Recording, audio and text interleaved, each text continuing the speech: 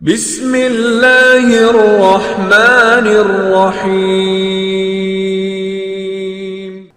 سبحان اللہ عما یشرکون، پاک ہے اللہ تعالیٰ ہر اس چیز سے جو یہ شریک ٹھہراتے ہیں، شرک کرتے ہیں۔ اللہ تعالیٰ ہر شرک سے پاک ہے، ہر شریک سے پاک ہے۔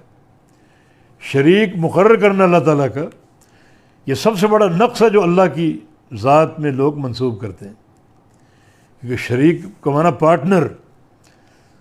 تو اگر کسی کو اللہ کا شریک بناؤ گے تو گویا آپ کا عقیدہ ہے کہ اللہ تعالیٰ میں کمی ہے، وہ کمی یہ شریک پوری کرے گا۔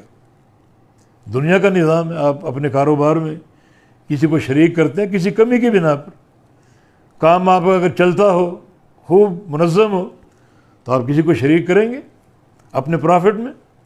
لیکن جب آپ دیکھیں کمی ہے، سرمایہ کی کمی ہے، تو آپ کسی سے بات کریں کہ چلو کچھ سرمایہ آپ شامل کر لیں تاکہ مل کر یہ بڑا کام ہم سنبھال لیں۔ بعض اوقات افرادی قوت کی کمی ہوتی ہے کہ میں اکیلا اس کام کو سنبھال نہیں سکتا، میرے ساتھ تم مل جاؤ، تم یہاں بیٹھو میں وہاں بیٹھتا ہوں، اور مل جل کر کام کرتے ہیں۔ تو شراکت کا نظام کسی نقص کی بنا پر ہوتا ہے۔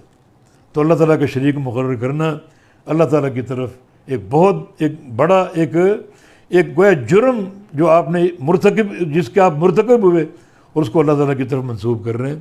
اللہ ہر شریک سے پاک ہے، ہر قسم کے شرک سے پاک ہے۔